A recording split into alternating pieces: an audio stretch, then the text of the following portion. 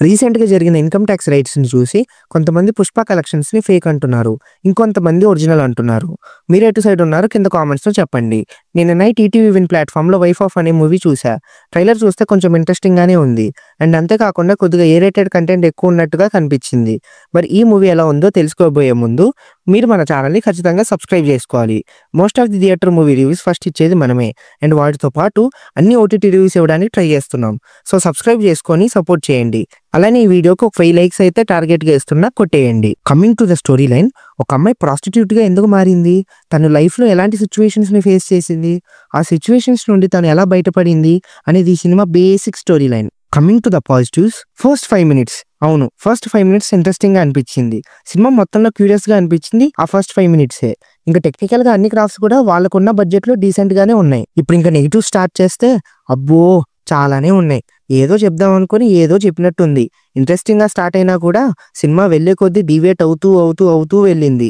Story writing ప్రాసెస్‌లోనే చాలా మిస్టేక్స్‌ని చేశారు. ప్రాపర్‌గా ఒక్క లింక్‌ని కూడా రాసుకోలేదు. సినిమా తీసుకునే ప్రతి టర్న్‌లోనూ ఒక బొక్కుంటది. Both logical wise and presentation wise చాలా అంటే చాలా ఆర్టిఫిషియల్ అండ్ అన్‌కన్విన్సింగ్ వేలో ఉంటది. స్క్రీన్ ప్లేని కంప్లీట్‌గా ట్విస్ట్స్‌తో నింపేశారు. కానీ ఒక్క ట్విస్ట్ కూడా సర్ప్రైజ్ చేయదు. ఎందుకంటే డమ్మీ ట్విస్ట్స్ లాగా అనిపిస్తాయి. ఇష్టం వచ్చినట్టుగా లిబర్టీస్ తీసుకున్నారు. ఒక పాయింట్‌లో రేయ్ నాన్న ఎటు తీసుకుపోతున్నారా సినిమాని అని అనిపించింది. ఇంకా కాన్సెప్ట్ బాగుంది అనటానికి కూడా లేదు.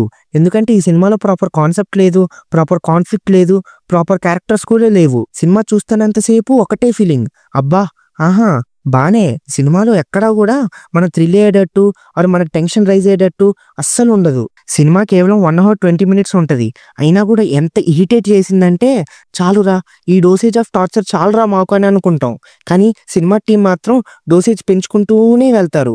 అసలు ఒక సీరియస్నెస్ ఉండదు సినిమాలో. ఒక్క సీరియస్ పాయింట్‌ని కూడా టచ్ చేయకుండా చాలా ఫ్లాట్‌గా లాగేస్తారు. క్లైమాక్స్‌లో ఒక ట్విస్ట్ రివీల్ ఉంటది భయ్యా, ఉష్!